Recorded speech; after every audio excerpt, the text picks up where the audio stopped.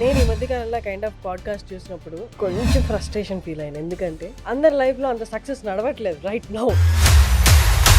ఒక failure story మీ ముందే తీసుకొచ్చాను ఇవాళ. ప్రతి లైఫ్లో ప్రతి ఘట్టంలో ఎన్ని సమస్యలు ఎదుర్కోవాలో, ఎన్ని ఎదురు దెబ్బలు తినాలో అన్నీ తిన్నారని నేను విన్నాను. So you are the right person.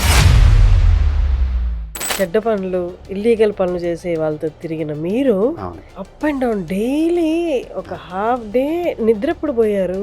Journey ఎప్పుడు జరిగింది? చదువు ఎప్పుడు నేర్చుకున్నారు? నా జీవితాన్ని నేను నిర్మించుకోవాలంటే మాత్రం అంత ఈజీ కాదండి. మీరు అన్నారు కదా ఫెయిల్యూర్ అని, మీకు అడుగు అడుగున ఇవన్నీ మీరు క్రాస్ చేసినప్పుడు ఎక్కడ మీకు మొత్తం వదిలేసి వెళ్ళిపోదాం, నా వల్ల కాదురా బాబు అనిపించలేదా? ఒక్క మాట చెప్తానండి, నేను ఆఫీస్కి వెళ్తున్నాను, ఒక బిజినెస్కి వెళ్తున్నాను, సాఫ్ట్వేర్ కంపెనీకి వెళ్తున్నాను అని వెళ్ళను. ఒక్కసారి మీకు సక్సెస్ వచ్చేటప్పటికి మాత్రం చుట్టుపక్కల ఉన్న ఎకో సిస్టమ్ మొత్తం కూడా కేవలం సక్సెస్ మీద ఫోకస్ చేసేది. ఏదో కొంతమంది మీలాంటి వాళ్ళు మాత్రమే అసలు ఈ ఫెయిల్యూర్ ఏంటి అని అడుగుతారు. బట్ అందరూ కూడా how you got the success అని అడుగుతారు. సక్సెస్ రాలేదండి, ఫెయిల్యూర్స్ అన్నిటిని తోసేసుకొని బయటికి వస్తే దాన్ని మీరు సక్సెస్ అంటున్నారు. I have to journey a lot. నేను ఇంకా ప్రయాణం ముందుకు చాలా చేయాలి. సార్ చెప్పండి సార్, యూనో మీరు ఒక భయంకరమైన లైఫ్ని చూసి తర్వాత ఒక 100 కోట్ల కంపెనీని స్థాపించి దాన్ని మళ్ళీ అమ్మేసి ఇంకొక 100 కోట్ల ప్లస్ కంపెనీని బిల్డ్ ఆల్రెడీ ఆ దారిలో ఉన్నారు. ఫస్ట్ ఆఫ్ ఆల్ మీరు ఎక్కడి నుంచో చెప్పండి. నేను బార్న్ బ్రాటప్ పెద్దపల్లి అండి, కరీంనగర్ జిల్లా. సో ఇప్పుడు పెద్దపల్లి డిస్ట్రిక్ట్ అయింది. సో మాది పెద్దపల్లి. మా తాతగారిది మాది వ్యాపార కుటుంబం, బ్రాహ్మణ్స్ వ్యాపార కుటుంబం. తాతగారు చాలా బిజినెస్లో it's a very great personality, Rajeshwara Pantulu గారని. సో అది బట్ నాన్నగారికి వచ్చేటప్పటికి నాన్నగారి కెరియర్ కొంచెం పెద్దగా ఇది లేక తాతగారు ఇచ్చిన ఆస్తిని ఎవ్రీ ఇయర్ కాస్త సెలవుట్ చేస్తూ మా 10th వచ్చేటప్పటికి ఆల్మోస్ట్. సో మా మదర్ చిన్నప్పటి నుంచి ఒకే కాన్సెప్ట్, తను చాలా కష్టపడి పెంచారు మమ్మల్ని మా మదర్. సో ఇంట్లో 2 గేదెలు 2 ఆవులు పెట్టుకొని పాలు పితికి మా తాతగారికి టెంపుల్ కట్టించారు. ఆ టెంపుల్లో ప్రసాదాలు చేస్తా మా మదర్. అలా వచ్చిన డబ్బులతో మమ్మల్ని పెంచేది. తను చిన్నప్పటి నుంచి నేను మా తమ్ముడు. సో చిన్నప్పటి నుంచి మా మదర్ ఏం చెప్పేది అంటే, నువ్వు పెద్దవాడివి, నీ మీద రెస్పాన్సిబిలిటీ ఉంది, నువ్వు డబ్బులు సంపాదించాలి, ఎలానైనా నువ్వే ఫ్యామిలీని ముందుకు తీసుకెళ్ళాలి అన్నది తన యొక్క ఇది చిన్నప్పటి నుంచి నాకు. అది అంటే నూరిపోయడం అంటారు కదా. So she was actually setting the expectation, setting the ground for me. So 10th అయిపోయేప్పటికీ మా తాతగారు చనిపోయారు. నా 10th అయిపోయింది, సెలవులోనే మా తాతగారు చనిపోయారు. చనిపోకంటే ముందు మా తాతగారు నన్ను ఎగ్జామ్స్ కంటే ముందు పిలిచి అడిగారు, అరే ఫన్రాజ్ నువ్వేం చేస్తావు, వ్యాపారం చేస్తావా చదువుకుంటావా అంటే, చదువుకుంటానంటే చదువుకొని ఏం చేస్తావురా, వ్యాపారం చేస్తే నేను నేర్పిస్తాను నీకు వ్యాపారం, నా వ్యాపారం అంతా నువ్వు చూసుకుందు కానీ అని అంటే చాలా హ్యాపీగా ఫీల్ అయ్యాను. Because I'm very much interested in that kind of you know మా తాతగారి ఆ రాయాలిటీ, ఆ లెవెల్, ఆ బిజినెస్లో అతని యొక్క అక్యుమెన్షిప్, అది very very acclaimed and accomplished person తను. సో తనని చూసి నేను అలా కావాలనుకున్నాను కాబట్టి I was very happy that he is asking me. I was the elders grand son, నేను పెద్ద మనవని. హ్యాపీగా ఫీల్ అయ్యాను. బట్ దురదృష్టవశాత్తు ఆయన కాలంతం చెందారు. మా మదర్ వచ్చేసి తను ఇది 10th అయిపోయేటప్పటికి తను రెడీగా ఉన్నారు, తను you have to do something అని. నేను అప్పుడు ఐటీఐలో జాయిన్ అయ్యాను, ఎలక్ట్రీషియన్గా. ఐటీఐ కోర్స్లో జాయిన్ అయ్యాను 10th తర్వాత. జాయిన్ అయ్యి ఏదైనా ఒక సైడ్ బిజినెస్ చేసి కొంచెం డబ్బులు సంపాదిస్తే, అది ఐటీఐలో ఎలాగో ఫుల్ టైం పొద్దున్న సాయంత్రం క్లాసులు ఉండవు కాబట్టి చేస్తే మమ్మీకి తోడుగా ఉంటుందని, అమ్మది ఒకే ఒక బంగారు నగ ఉంటే 5 తులాలది, అది ప్లెడ్జ్ చేసి మార్టిగేజ్ చేసి కుదువ పెట్టేసి మమ్మీ 20,000 రూపాయలు ఇస్తే స్వాతి మ్యాగజైన్కి నేను ఏజెంట్గా విజయవాడకి వెళ్ళి తెచ్చుకున్నాం ఏజెన్సీ. పెద్దపల్లిలో స్వాతి మ్యాగజైన్ వేసి డబ్బులు సంపాదించాలి, ఇది అప్పుడున్న ఇదని. అప్పుడు నేను న్యూస్ పేపర్ వేసేవాని, దానికి తోడుగా ఇది ఉంటుందని చెప్పి ఈ బిజినెస్లోకి ఎంటర్ అయ్యాను.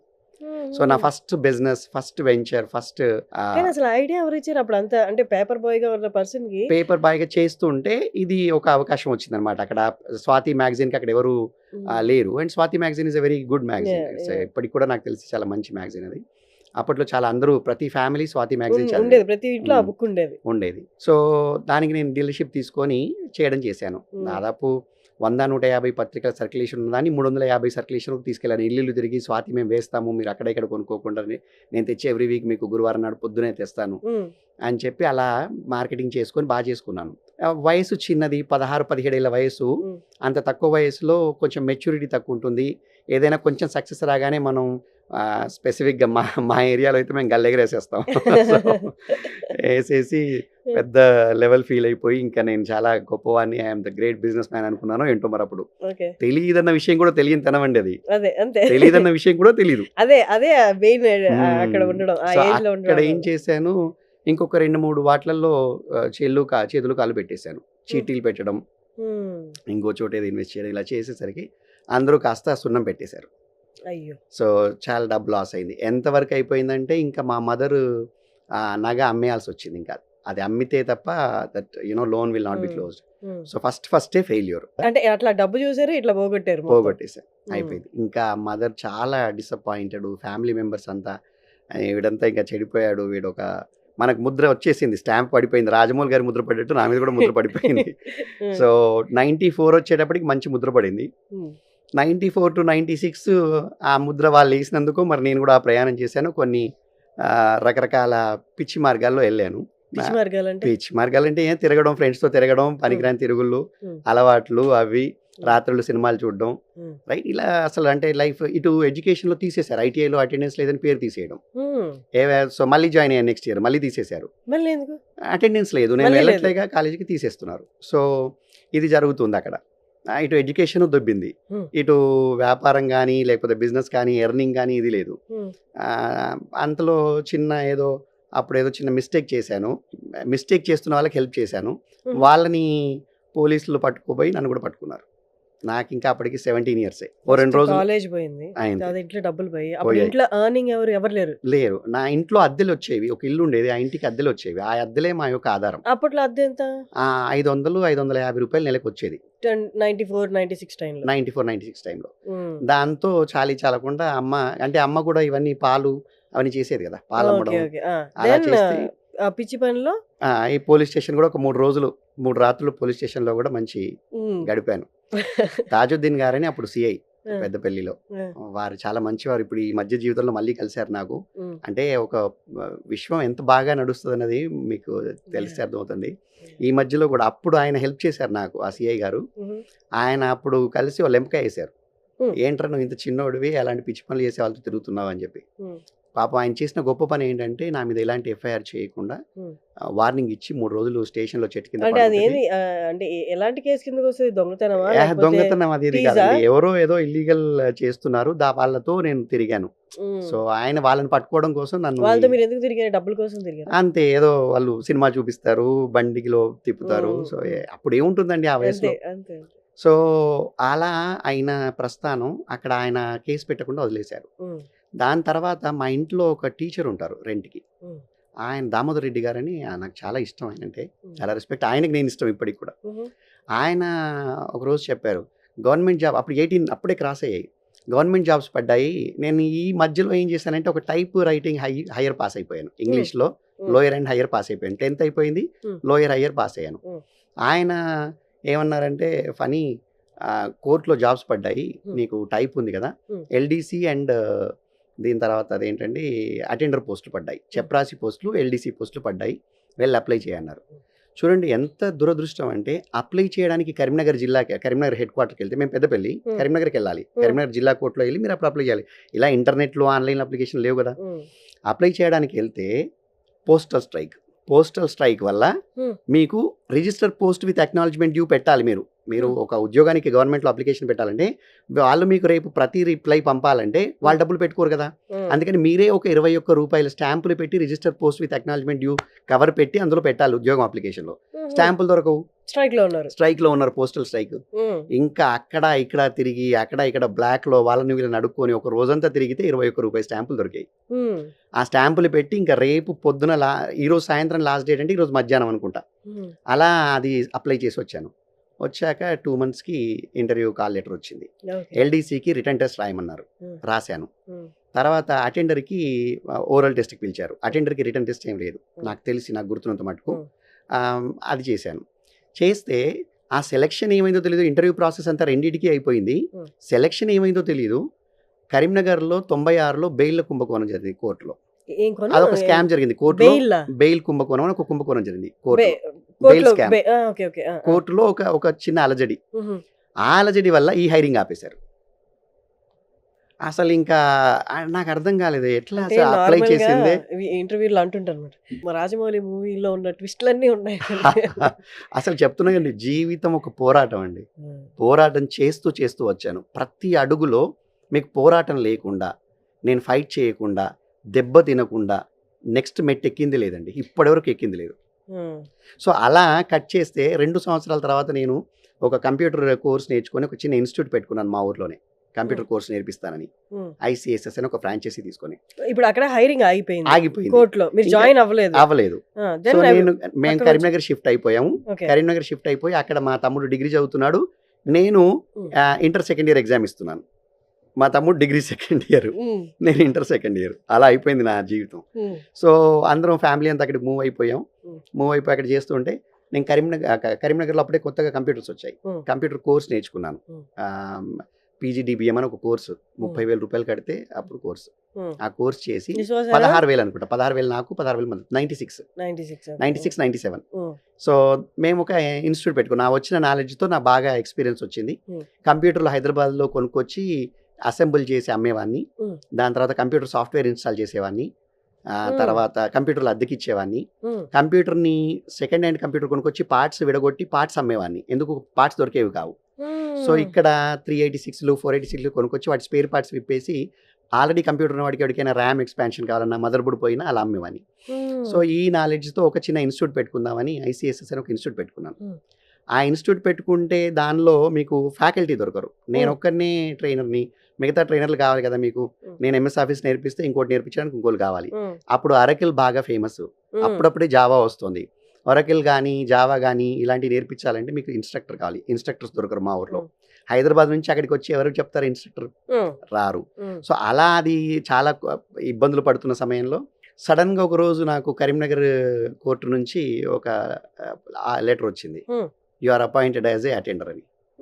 అని ఇదేంటి సర్ప్రైజ్ అని చెప్పి అప్పుడు వెళ్ళి కోర్టులో చపరాసిగా జాయిన్ అయ్యాను. నేను అప్లై చేసింది ఎల్డీసీ అండ్ చపరాసి. నాకు వచ్చింది ఓన్లీ చపరాసిలో వచ్చింది. ఎల్డీసీలో నేను బాగా రాశాను నా దృష్టిలో, నా ఉద్దేశం ప్రకారం. బట్ అప్పుడంతా రిజర్వేషన్స్ వాళ్ళకి ఇచ్చారు సంథింగ్ ఏదో అని అనేవారు.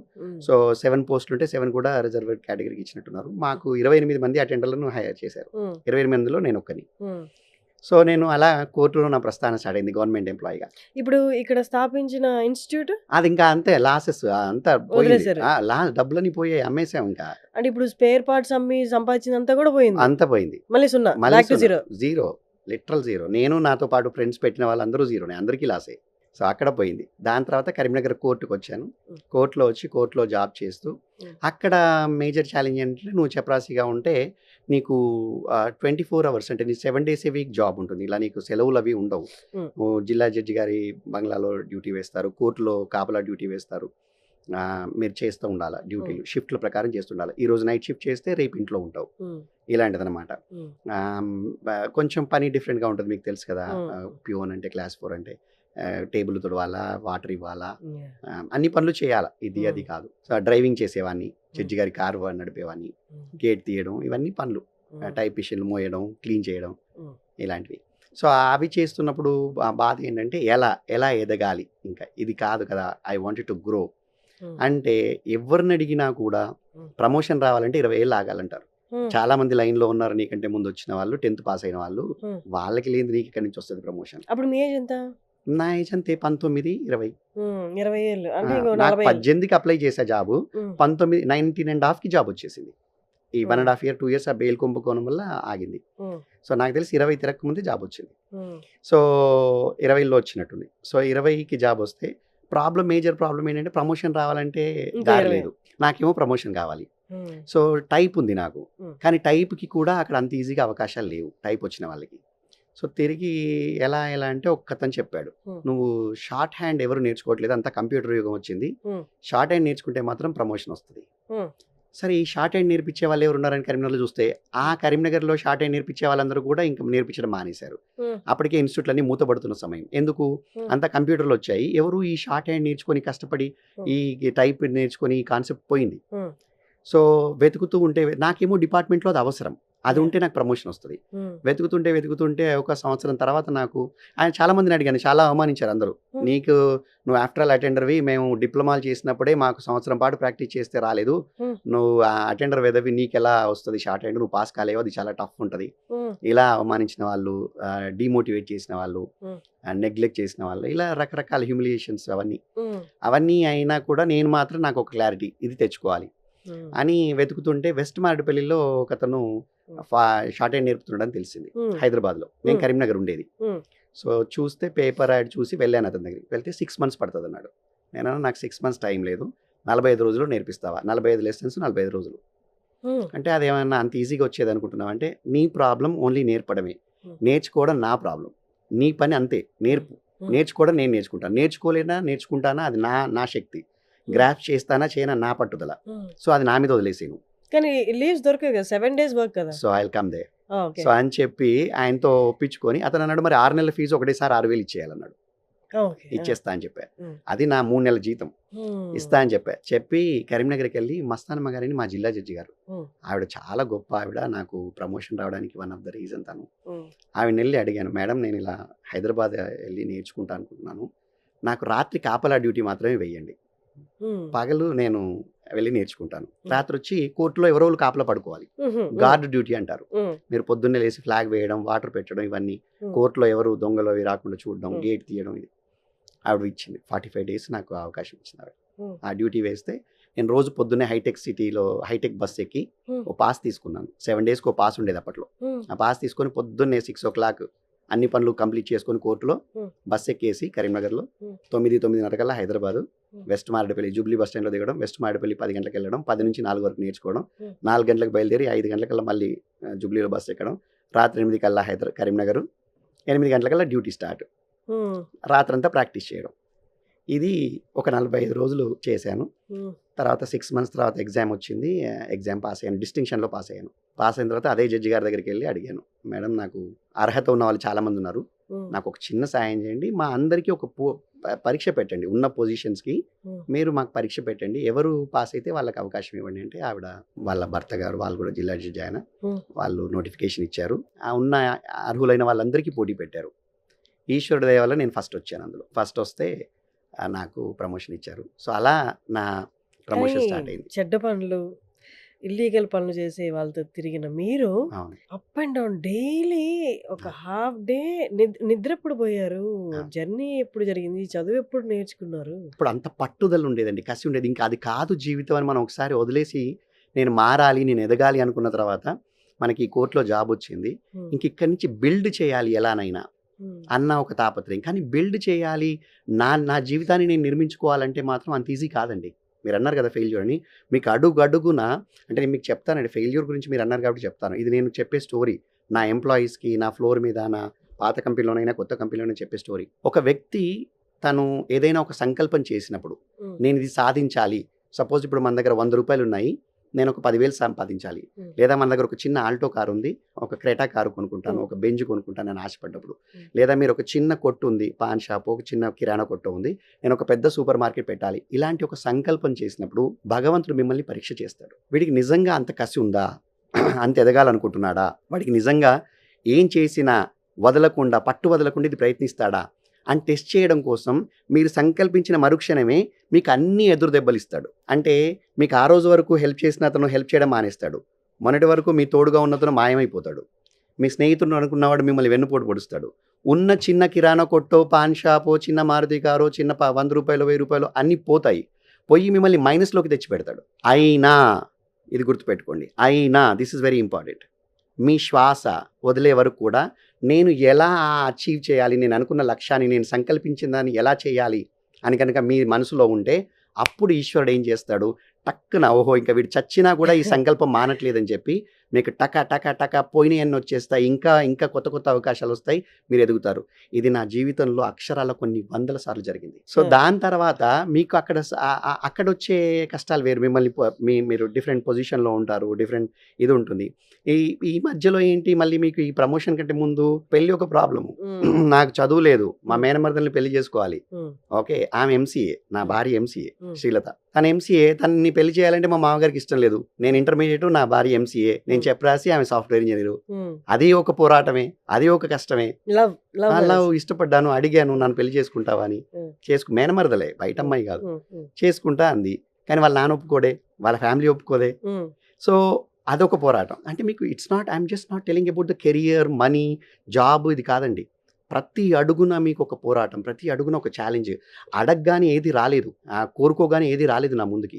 దానికోసం సాధించి పట్టుదలతో ఎదురొడ్డి పోరాడి దానికోసం ఎన్నో రకాల త్యాగాలో లేకపోతే ఎంతో కష్టమో ఎంతో శ్రమకో ఓడిస్తే తప్ప అది రాలేదు. ప్రతిదాన్ని ట్రేడ్ చేయాల్సి వచ్చింది. ఒకప్పుడు కెరియర్ కావాలన్నప్పుడు ఫ్యామిలీ లైఫ్ని, అంటే నేను కంపెనీ బిల్డ్ చేసేటప్పుడు నా ఫ్యామిలీ లైఫ్ని ట్రేడ్ చేశాను. నా కూతుర్ని, నా భార్యని మేము చాలా బాగా కలిసి ఉండేది. పూణేలో మేము చాలా టైం స్పెండ్ చేసేది. పూణేలో నా ఐటీ కెరియర్లో నేను, నా భార్య, నా కూతురు, నా తండ్రి మేము చాలా మంచిగా గడిపి, అంటే ఫ్రైడే ఈవినింగ్ నుంచే సెలబ్రేషన్, మండే మార్నింగ్ వరకు అసలు ఎలా తిరిగేదో, ఎలా స్పెండ్ చేసేదో, కావాల్సినంత డబ్బు, ఐటీ కెరియర్, ఇద్దరం జాబ్ చేసేవాళ్ళం, ఇద్దరం ఉన్నతమైన పొజిషన్లో ఉన్నాము, ఇద్దరం చాలా డబ్బు సంపాదించేది, లక్షల్లో డబ్బు వచ్చేది, అసలు ఏం చేయాలో తెలియదు. అలాంటిది ఒక కారు వేసుకొని నేను, నా భార్య, నా కూతురు, మా నాన్నగారు తిరిగేది, తినేది హోటళ్ళు, రెస్టారెంట్లు. కానీ ఐటీ కంపెనీ పెట్టిన తర్వాత 2015లో వచ్చి ఇక్కడ కంపెనీ పెట్టిన తర్వాత I had to trade that for all the other things. Company growth కోసం ఇవన్నీ వదిలేయాల్సి వచ్చింది. అది ఎవరు చూస్తారండి? ఎవరు చూడరు. మీరు ఫెయిల్యూర్ అంటే అక్కడ ఫెయిల్యూర్. ఇప్పుడు అది మీకు కంపెనీ సక్సెస్ అయింది కావచ్చు, కానీ ఫ్యామిలీ లైఫ్, పర్సనల్గా ఎంత నా కూతుర్ని ఎంత మిస్ అయ్యాను, నా వైఫ్ని, వాళ్ళ సుఖాలని ఎన్నింటినీ పక్కకు పెట్టేశాను. నా భార్యకి రుమటాయిడ్ ఆర్థరైటిస్ వచ్చి హాస్పిటల్కి వెళ్ళాలంటే నేను అక్కడ యాక్సిస్ బ్యాంక్తో మీటింగ్లో ఉన్నాను. మా కంపెనీకి ఫండింగ్ చేయడానికి బ్యాంక్ సౌత్ ఇండియా హెడ్ వచ్చాడు, వాళ్ళతో ప్రజెంటేషన్ చేస్తున్నాను. మావిడ అక్కడ పడిపోయింది ఇంట్లో కళ్ళు తిరిగి. I had to send my operations guy, నా ఆపరేషన్స్ మేనేజర్ పంపించి, చూసుకో మా ఆవిడ్ని, నేను తీసుకెళ్ళాను, నువ్వు తీసుకెళ్ళినా అదే డాక్టర్ కదా ట్రీట్ చేసేది, మరి ఇక్కడ ప్రజెంటేషన్ అయితే నేనే ఇవ్వాలి కదా. అంటే మీకు చెప్తున్నా అండి, కష్టాలు it's not about just one thing, it's in multiple areas, multiple angles. మీకు ఫ్యామిలీ నుంచి వస్తాయి, పార్ట్నర్స్ నుంచి వస్తాయి, సుపీరియర్స్ నుంచి వస్తాయి, గవర్నమెంట్ నుంచి వస్తాయి. ప్రతి చోట ప్రతి అడుగులో కూడా మీకు అది కాకుండా ఉండేటందుకే మీకు పరీక్షలు వస్తాయండి. కానీ అయినా చెయ్యాలి, అది కాకుండా ఉండడానికి పరీక్షలు వస్తాయి, అది కాకుండా ఉండడానికే వస్తాయి. కానీ అవ్వడానికి కోసమే నువ్వు అడుగేస్తావు అని తెలిస్తేనే ముందుకెళ్తారు. ప్రమోషన్ తర్వాత ఏంటంటే లెర్నింగ్, ఎలా ఇంకా నేర్చుకోవాలి, ఎలా ఎదగాలి అనేది లెర్నింగ్ మీద చాలా పోరాటం. ప్రమోషన్ వచ్చింది అంటే అప్పుడు మీ సాలరీ ఎంత అయింది? 6,000. 2000 నుంచి 6000 అయింది.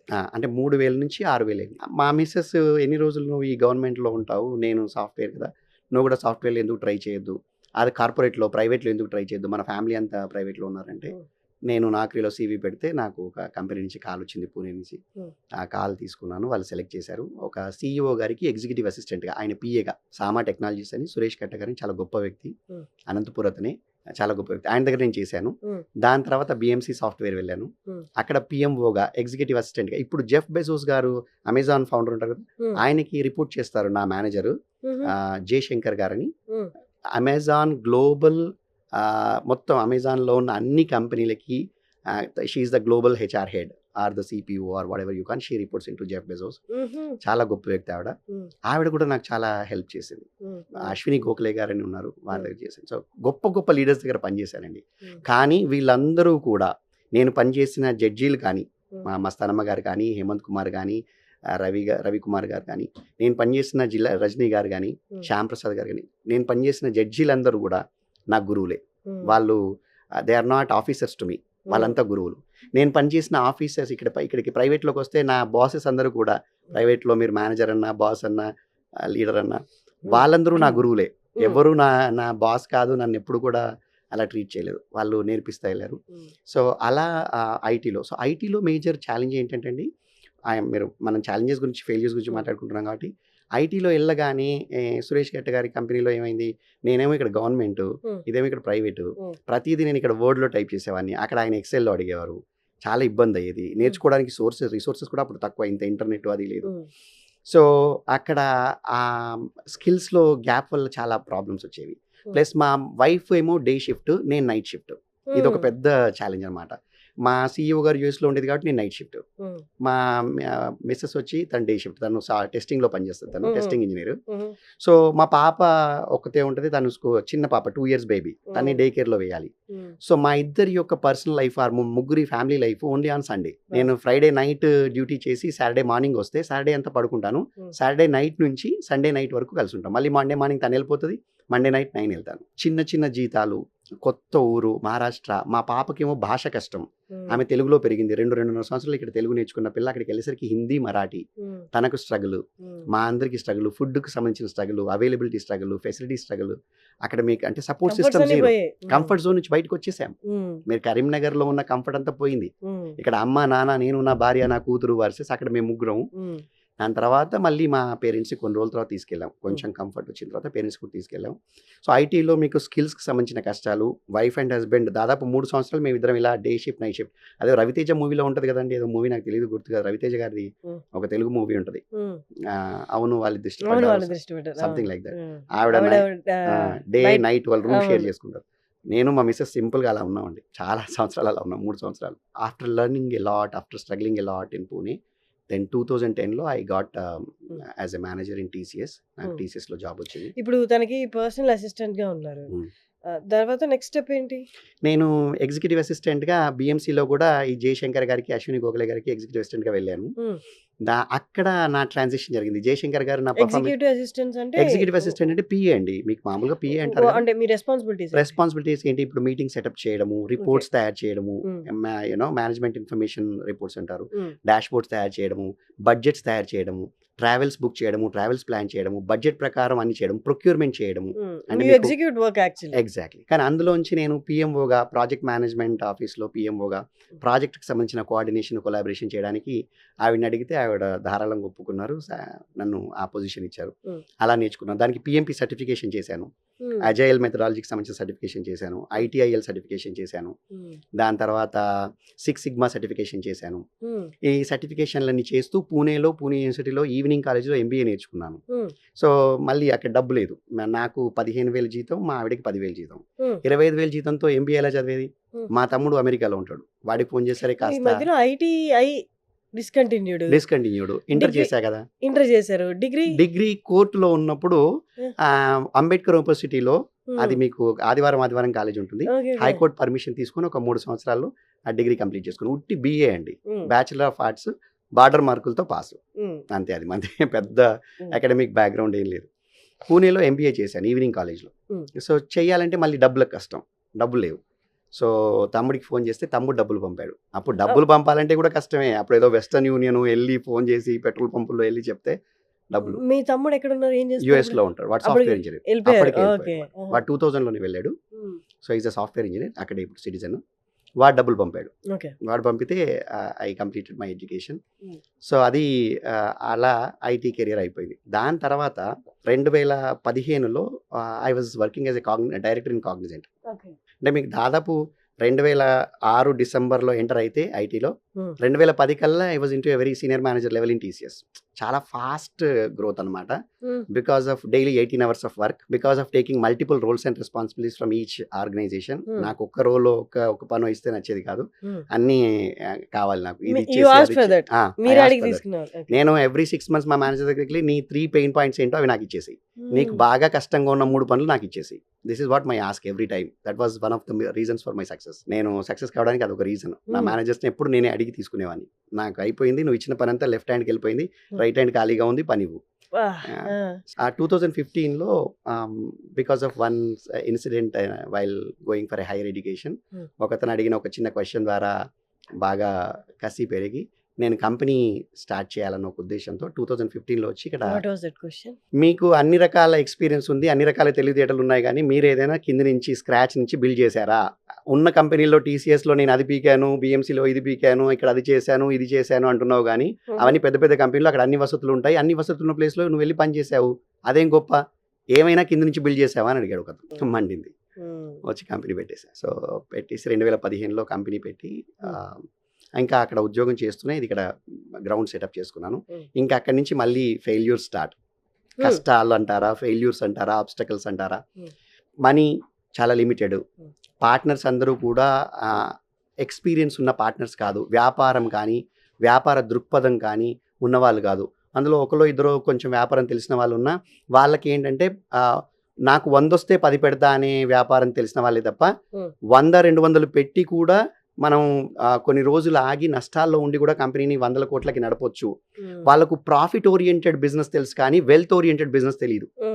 మీకు 2000 సంవత్సరం కంటే ముందు వరకు అంతా కూడా ప్రాఫిట్ ఓరియంటెడ్ బిజినెస్లు, అవును 2000 తర్వాత అంతా కూడా wealth creation. So exactly. Profit oriented business ఏంటంటే ఈ కంపెనీకి 100 ఆదాయం 100 రూపాయలు రెవెన్యూ వస్తే అందులో మేము 20 30 మిగిల్చుకొని 80 ఖర్చు పెడతాము ఈజ్ ప్రాఫిట్. ఎప్పుడు ఎంత ప్రాఫిట్ వస్తేనే ఆ కంపెనీకి రెస్పెక్ట్. కానీ మీకు ఒక ఫ్లిప్కార్ట్ చూసినా, ఒక అమెజాన్ చూసినా, ఒక వేరే ఏ స్టార్టప్స్ చూసినా, మీకు ఓయోలు చూసినా, ఏది చూసినా, ఓలాలు ఉబర్లు చూసినా, ఇవన్నీ వెల్త్ క్రియేషన్. వాళ్ళు ఏంటంటే ఒక బ్రాండ్ క్రియేట్ చేస్తారు, ఒక ఎకో సిస్టమ్ క్రియేట్ చేస్తారు, ఒక ఇన్ఫ్రా క్రియేట్ చేస్తారు, కస్టమర్ బేస్ క్రియేట్ చేస్తారు, ఒక ఇమేజ్ క్రియేట్ చేస్తారు వాళ్ళ ప్రోడక్ట్ కానీ సర్వీస్ కానీ. కానీ కంపెనీ మాత్రం నష్టాల్లో ఉంటుంది. ఎగ్జాక్ట్లీ ఇదే ఐ వాజ్ అంటే నేను ఇప్పుడు అదే ఆలోచిస్తున్నా నెక్స్ట్ మిమ్మల్ని అడగాలి అని. ఇప్పుడు ఏ కంపెనీ తీసుకున్నా ఫ్లిప్కార్ట్ మర్జ్ అయిపోయింది, అవును, అవన్నీ కూడా $20 బిలియన్ $21 బిలియన్ వాల్యుయేషన్ చేసి వాల్మార్ట్ కొనుక్కుందండి దాన్ని, ఫ్లిప్కార్ట్ని. మరి నష్టాల్లో ఉన్న కంపెనీ కదా, ఎందుకంటే వెల్త్ క్రియేట్ చేశారు. ఫ్లిప్కార్ట్ ఫౌండర్స్ ఏం చేశారంటే they have created wealth. They were bleeding every quarter almost $300 to $400 million, $300 నుంచి $400 మిలియన్ బ్లీడ్ అవుతూ కూడా వాళ్ళు ఒక వ్యాపార సామ్రాజ్యాన్ని సృష్టించారు. సో మా పార్ట్నర్స్కి అది చెప్పడం నాకు అదొక పెద్ద కష్టం అయ్యేది. నాకు ఆ అవగాహన ఉంది, నేను కొన్ని వందల లీడర్షిప్ బుక్స్ చదివాను, నాకు ఆ బ్లడ్లో ఉంది. కానీ నా పార్ట్నర్స్కి అవగాహన లేదు. వాళ్ళకి ఎంతసేపు నాకు 10 వస్తాయా 20 వస్తాయా అంటే ఎంత ఉంటారంటే అండి మీకు, అంటే ఒక్కొక్కరిది ఒక్కొక్క అభిప్రాయం. వాళ్ళు తప్పు ఒప్పు అని చెప్పట్లేదు, కానీ వాళ్ళకున్న అవగాహన. వాళ్ళకి ఏంటంటే ఎంప్లాయీకి మనం బాగా డెవలప్ కావడానికి, మీకు ఇప్పుడు సాబ్జీ దేశాయ్ గారని గుజరాత్లో పెద్ద వజ్రాల వ్యాపారం ఉన్నారు కదా, వారు ఇచ్చినట్టుగా నేను మా కంపెనీలో ఎంప్లాయీస్కి కార్లు ఇచ్చేవాడిని. సేల్స్ వాళ్ళకి కానీ ఫైనాన్స్ వాళ్ళకి కానీ వాళ్ళు టార్గెట్స్ అచీవ్ చేసిన, వాళ్ళ కంపెనీకి కాంట్రిబ్యూట్ చేసిన ఐఫోన్లు ఇచ్చేవాడిని.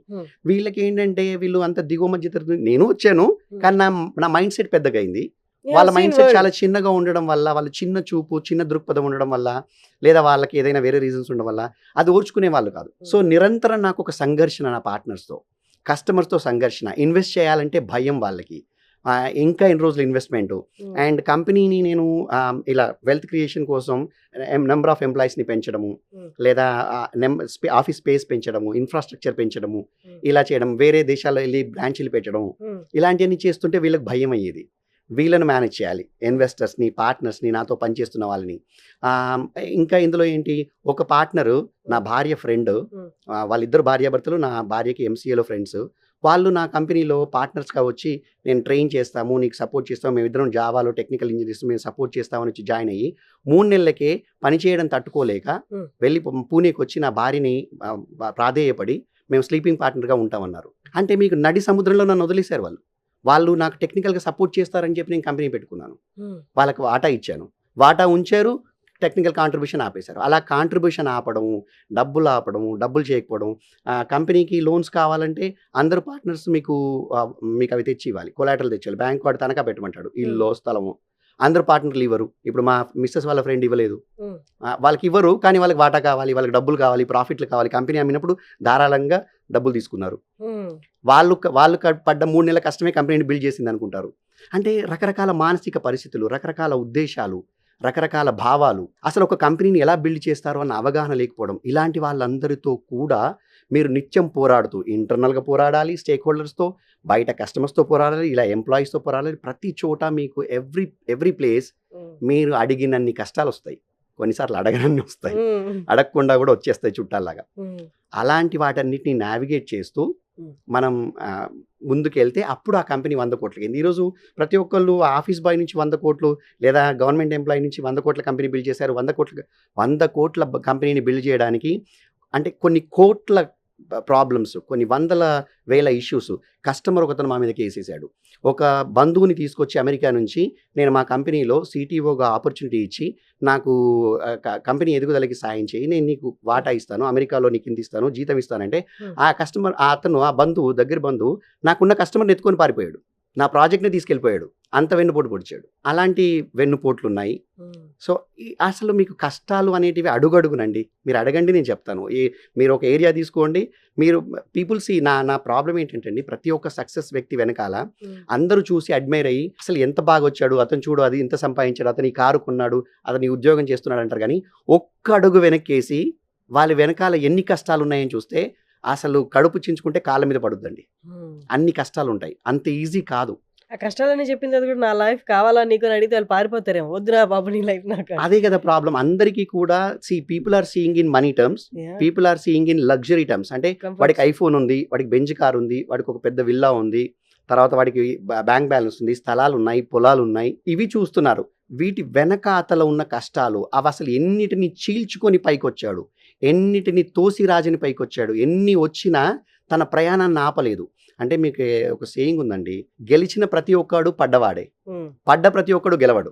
Mm. పడితే లేవాలి, ఎన్నిసార్లు పడ్డా లేవాలి, ఎన్నిసార్లు కింద పడ్డా కూడా నువ్వు లేచే ప్రయత్నం చేస్తేనే గెలుస్తావు తప్ప ఏమీ పడకుండా గెలిచినవాడు. అంటే ఏదో ఉంది కదండి saying, success is not success, failure success is a success. Mm. దానిలో ఉన్న మజా ఎందులో ఉండదు. Exactly. సో కానీ ఒక్కసారి మీకు సక్సెస్ వచ్చేటప్పటికి మాత్రం చుట్టుపక్కల ఉన్న ఎకో సిస్టమ్ మొత్తం కూడా కేవలం సక్సెస్ మీద ఫోకస్ చేసేది. ఏదో కొంతమంది మీలాంటి వాళ్ళు మాత్రమే అసలు ఈ ఫెయిల్యూర్ ఏంటి అని అడుగుతారు, Mm. రైట్? అంటే నువ్వేం కష్టపడ్డావు, ఎలా ఎదుర్కొన్నావు అని అడుగుతారు. Mm. బట్ అందరూ కూడా how you got the success అని అడుగుతారు. సక్సెస్ రాలేదండి, ఫెయిల్యూర్స్ అన్నిటినీ తోసేసుకొని బయటికి వస్తే దాన్ని మీరు సక్సెస్ అంటున్నారు. ఇది ఇంకా సక్సెస్ కూడా కాదు నాది. ఇప్పుడు Mm. I have to journey a lot, నేను ఇంకా ప్రయాణం ముందుకు చాలా చేయాలి. మీకు కష్టాలు వస్తున్నాయి అంటే కొన్ని ఇండికేషన్స్ అండి, Mm. మీరు కరెక్ట్ దారిలో ఉన్నారని. Mm. నా ఒపీనియన్ ఇది. Mm. సో ఎవరైనా ఏదైనా నువ్వు ఒక గొప్ప పని నువ్వు చేస్తున్నప్పుడు Mm. నీకు నిజంగా క్లారిటీ ఉండి, Mm. నీకు కసి ఉండి, Mm. నువ్వు ఏదైనా ఒక గొప్ప సంకల్పం పెట్టుకొని ముందుకెళ్తున్నప్పుడు Mm. ఫస్ట్ ఇండికేషన్ ఏంటంటే నీ పక్క వాళ్ళందరూ నవ్వుతారు, నిన్ను నమ్మరు, హేళన చేస్తారు. ఇది మన ఫస్ట్ సొంత వాళ్ళే ఇండికేషన్. first. ఫస్ట్ సొంత వాళ్ళే చేస్తారు. Mm. వాడేం చేస్తాడు అది అంటారు, Mm. అది చేయలేరు అంటారు, Mm. డిస్కరేజ్ చేస్తారు, నవ్వుతారు, లేదా నమ్మకం చూపించరు. ఇలాంటివన్నీ ఉంటాయి ఫస్ట్ ఇండికేషన్. Mm. సెకండ్, మీరు ముందుకు వెళ్తుంటే మీకు అన్ని కష్టాలే వస్తాయి. ఏది కూడా మీకు అలా ఎర్రతివాచి పరిచినట్టుగా ఉండదు. Mm. మీరు అనుకున్నది ఏది జరగదు. అంటే అన్ని కష్టాలు వస్తున్నప్పుడు ఎవరైనా, ఈవెన్ నేను కూడా ఫీల్ అయ్యేది, ఫస్ట్ ఆఫ్ ఆల్ ఒంటరిగా ఫీల్ అయిపోతా. అవును, ఎవరు నన్ను నమ్మట్లేదే అన్న నిరుత్సాహం స్టార్ట్ అవుద్ది. అవును, ఎందుకు ఆపేసి వెనక్కి వెళ్ళిపోదామా అనిపిస్తుంది. అవును, లాస్ట్లో ఎక్కడో లాగుతూ ఉంటుంది, ఇక్కడ ఉందామా వెళ్దామా ఏంటి నాది లైఫ్ అని చెప్పి నిరుత్సాహంతో ఇంకా అంతే, ఎట్లయితే ఎట్లా అన్న స్టేజ్ వచ్చేస్తుంది. అవును. ఇవన్నీ మీరు క్రాస్ చేసినప్పుడు ఎక్కడ మీకు మొత్తం వదిలేసి వెళ్ళిపోదాం, నా వల్ల కాదురా బాబు అనిపించలేదా? అస్సలండి, నాకు నా మీద నాకున్నంత కాన్ఫిడెన్స్ నేను అసలు ఎటువైపు చూడను. నాకు లోపల క్లారిటీ ఉంటే నేను ఏదైనా చేసేస్తాను. అది మీరేమనుకుంటారు, వాళ్ళు ఏమనుకుంటారు.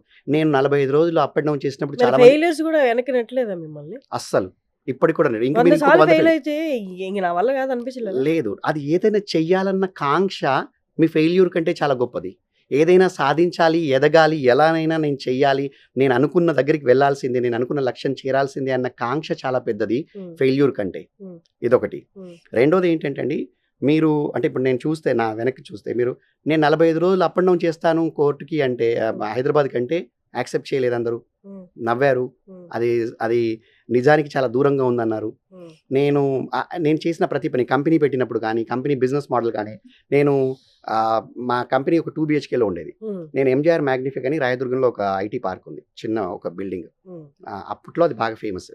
దాని ముందు నుంచి వెళ్తూ మా పార్ట్నర్కి చూపించాను, ఇందులో మనం కంపెనీ పెడతాము, మన కంపెనీ 2 BHK నుంచి ఇందులోకి వస్తుంది, ఉమ్, మనం ఇందులో ఆ అద్దాల లిఫ్ట్లో అలా వెళ్తాం, మనందరం కంపెనీ ఓనర్లుగా, ఇక్కడ మనం పెద్ద ఆఫీస్ తీసుకుంటామంటే వాడు నవ్వాడు. ఉమ్. కూర్చోవడానికి సరిగా చైర్ కూడా లేదు మన కంపెనీలో, నువ్వు అందులో ఆఫీస్ పెడతా అంటున్నావురా అన్నాడు. అందులో 7 years ఆఫీస్ నడిపాను నేను. ఇప్పుడు నేను క్యూసిటీలో ఉన్నాను, అజా consulting services. It's 350 seater. Um, so అంటే ఇప్పుడు నేను చిన్న ఆఫీసో ఏదో 2 BHK తీసుకోవాల్సిన అవసరం లేదు. You can do certain things. అంటే నేను ఏదైనా కూడా ఉమ్, చెప్పి చేస్తాను అండి, ఉమ్. ఖచ్చితంగా చెప్పేస్తాను. యాక్చువల్లీ అదే నా క్వశ్చన్ ఏంటి అంటే, ఇప్పుడు రైట్ నో నేను ఒక కంపెనీ స్థాపించాను, నా మైండ్ ఎప్పుడు ఇప్పుడు అక్కడికి వెళ్ళాలంటే ఇక్కడ ఏం ఎదుర్కొంటున్నాను, ఇవి ఇలా ఎలా సాల్వ్ చేయాలి, ఇక్కడ రైట్ నో ఈ పొజిషన్ ఎలా గెయిన్ చేయాలి, ఎలా విన్ అవ్వాలి అన్న ఉంటుంది. అవును, ఆర్ ఎల్స్ అంటే ఏ దృష్టితో నేను అక్కడ ఏదో నేను ఊహించిన సక్సెస్ పొజిషన్ ఎక్కడుందో తెలుసు, బట్ ఎలా వెళ్ళాలో తెలీదు. అవును, అక్కడ ఉండి అంత కాన్ఫిడెంట్గా ఎలా చెప్పగలరు రైట్ నో ఇక్కడ ఇన్ని ఫేస్ చేస్తున్నా? రైట్. దానికి ఏంటంటే విజువలైజేషన్ అండ్ డ్రీమింగ్ చాలా పనిచేస్తుంది. నేను వాట్ ఐ డూ ఈజ్, నాకు ఏం కావాలో అది నాకు ఫస్ట్ నేను ఫ్యూచర్లోకి వెళ్ళి చూసుకుంటాను. నా కంపెనీని 100 కోట్లు ఎప్పటివరకు చేస్తాను, ఏం చేస్తాను, ఎలా ఒకటి చూసుకొని మళ్ళీ వెనక్కి వస్తాను నా డ్రీమ్ నుంచి. వచ్చి ఇప్పుడు ఇక్కడ రియాలిటీలో ఇంకా ఇక్కడి నుంచి అక్కడి వరకు వెళ్ళడానికి ఎన్ని రకాల మీరు కష్టాలు తీసుకురండి, ఎన్ని రకాల అడ్డంకులు తీసుకురండి, ఎన్ని అబ్స్టకల్స్ తీసుకురండి, నాకు తెలుసు ఇవన్నీ టెంపరీ, ఈ రోజున్న కష్టం రాదు. ఒక్క మాట చెప్తానండి, నేను ఆఫీస్కి వెళ్ళేది, నేను ఆఫీస్కి వెళ్తున్నాను, ఒక బిజినెస్కి వెళ్తున్నాను, లేదా నా కార్పొరేట్ ఆఫీస్కి వెళ్తున్నాను, సాఫ్ట్వేర్ కంపెనీకి వెళ్తున్నాను అని వెళ్ళను. నేను ఒక యుద్ధ రంగానికి వెళ్తున్నాను. I'm going to a war zone. అక్కడ డైలీ ఎలా ఉంటది? డైలీ యుద్ధానికి వెళ్తానండి, You యుద్ధం don't have కోసమే వెళ్తాను. deviations, you know, sometimes you crave for everyday I think that family's love. అలా ఏం ఉండదా? ఉంటాయి, ఎందుకు ఉండవు? అది ఇంట్లో నేను ఇంటిని ఎప్పుడు ఆఫీస్కి తీసుకెళ్ళను, ఆఫీస్ని ఎప్పుడు ఇంటికి తీసుకురాను నేను. అండ్ ఇంతెందుకండి, నాకు ఆఫీస్లో కూడా నా హెచ్ఆర్తో జరిగిన ఒక చిన్న విషయంలో వాళ్ళు ఏదైనా తప్పు చేస్తేనో ఏదైనా ప్రాబ్లం వస్తేనో దాన్ని ఫైనాన్స్ మేనేజర్తో మాట్లాడినప్పుడు ఆ కోపాన్ని ఇటు కానీ ఆ మూడుని ఇటు కానీ చూపించను. ఆ ఫైనాన్స్ మేనేజర్ నుంచి కస్టమర్ కాల్లోకి వెళ్ళినప్పుడు ఇది చూపించను. కస్టమర్ అరిస్తే దాన్ని తీసుకొచ్చి ఎంప్లాయీ మీద చూపించను. You have to have separate buckets in your mind, you have to have separate categories in all, you have to put all these things in different places, then only you will be able to drive.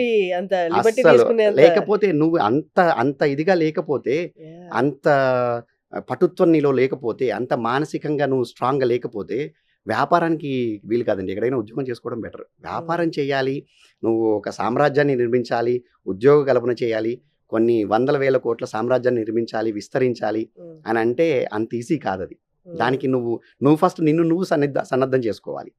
So I daily go to a war zone. నేను యుద్ధం కోసం వెళ్తాను. Daily I assume that there are problems bound to come, the problems are bound to come in my office.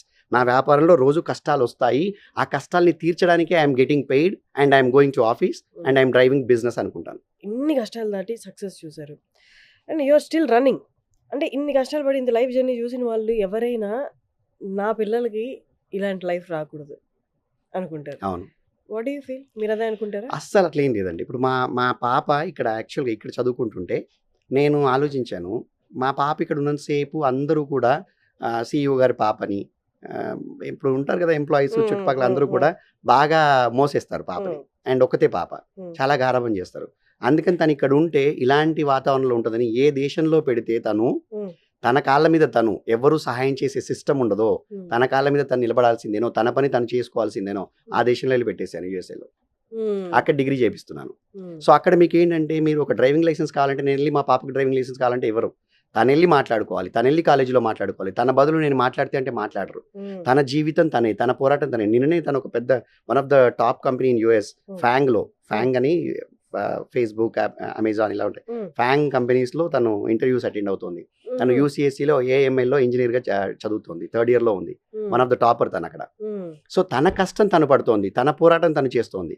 తనకు పోరాటానికి నేను ఎలాంటి help చేయను, నువ్వు పోరాడాల్సింది. ఎందుకంటే మీకు చిన్న ఎగ్జాంపుల్ అండి, మీకు చిన్న అనాలజీ నేను యూ కెన్ విన్ బుక్లో చదివాను. మంచి చాలా బ్యూటిఫుల్ అనాలజీ ఇది, కష్టంకి హెల్ప్ చేయడం గురించి మీరు అంటున్నారు కాబట్టి చెప్తున్నాను. మీకు గొంగలి పురుగు బటర్ఫ్లైగా మారుతుంది కదా, బటర్ఫ్లైగా మారే క్రమంలో మీకు ఆ గొంగలి పురుగు తన చుట్టూ ఒక కకూన్ నిర్మించుకుంటుంది.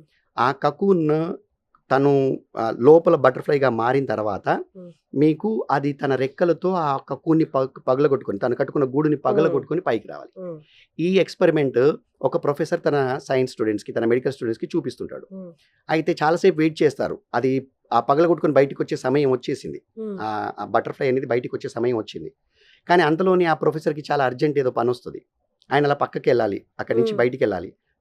ఆ మెడికల్ స్టూడెంట్స్ అందరికీ చెప్తాడు, బాబు మీరు దీన్ని అబ్జర్వ్ చేయండి, కానీ అది ఆ పగలగొట్టుకునే సమయంలో చాలా కష్టపడుతుంది, చాలా పోరాటం చేస్తుంది. ఆ పోరాటం చేసేటప్పుడు మీరు మాత్రం ఎలాంటి హెల్ప్ చేయకండి, ఎలాంటి దయాదాక్షిణ్యాలు చూపించకండి, అది చూడండి, మీరు అబ్జర్వ్ చేయండి, ఎంత కష్టపడుతుందో చూడండి అని చెప్పి వెళ్ళిపోతాడు. వెళ్ళిపోతే ఆ బటర్ఫ్లై తన రెక్కలతో ఆడిస్తూ వాట్ యు కాల్ కకూని, ఆ గూడుని పగలగొట్టడానికి ట్రై చేస్తుంది. ఇంకా లాస్ట్లో అండి అది అల్లాడిపోతుంటుంది. దాని రెక్కలు ఇంకా అసలు దాన్ని అప్పుడే పుట్టిన రెక్కలు కదా, బలం ఉండదు, చాలా కష్టపడుతుంటుంది. ఇందులో నాలాంటి బ్రాహ్మడు ఎవరో ఉంటాడు, వృద్ధ బ్రాహ్మడు, వాడికి బాగా దయ ఎక్కువ అనుకుంటా. వాడు ఆ పెన్ను తీసి కొంచెం ఆ గూడుని అలా హెల్ప్ చేస్తాడు, గూడుని పగలగొట్టేసి. దెన్ ఆ బటర్ఫ్లై కొంత ఎత్తుకు లేసి పడిపోతుంది, కొంతసేపు అలా ఇలా కొట్టుకొని చనిపోతుంది. సో దెన్ అప్పుడు ఆ ప్రొఫెసర్ వస్తాడు, ఏమైంది అంటాడు. సరే ఇలా జరిగింది, ఈ అబ్బాయి ఇలా చేశాడు అంటే, ఎప్పుడైతే నువ్వు ఆ బటర్ఫ్లై తన రెక్కలను తనంతట తాను రెక్కలతో కష్టపడి ఆ గూడుని పగలగొడుతుందో అప్పుడే దానికి బ్రతకడానికి కావలసిన శక్తి వస్తుంది. దాని రెక్కల్లో ఎగరడానికి కావలసిన శక్తి ఆ రెక్కల్లో ఆ పగలగొట్టబడే ప్రక్రియ ద్వారా వస్తుంది. నువ్వు దాన్ని ఆపావు. సో అందుకని ఆ రెక్కల్లో శక్తి లేక ఎగరలేక చచ్చిపోయింది ఆ బటర్ఫ్లై అని చెప్తాడు. సో ఎప్పుడు కూడా మనం ఆ ఎగిరే పరిక్రియలో కానీ ఆ ప్రయాణంలో మనం హెల్ప్ చేయకూడదు. ఎగరడం వాళ్ళంతా వాళ్ళు ప్రయత్నం చేయాలి. సో నేను కూడా ఇప్పుడు మా నాన్నగారు ఎప్పుడు నాకేం హెల్ప్ చేయలేదు. మా అమ్మగారు they always guiding is different and helping is different. అంటే ఎన్ని రోజులు చేయి పట్టుకుంటామండి, చేయి పట్టుకోలేము, ప్రతిరోజు చేయి పట్టుకోలేము.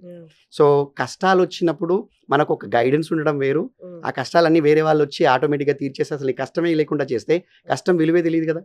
అప్పుడు నో యాక్సెప్ట్ చేయలేరు, కష్టాన్ని యాక్సెప్ట్ చేయలేరు, ఏది యాక్సెప్ట్ చేయలేరు. So I don't believe in that.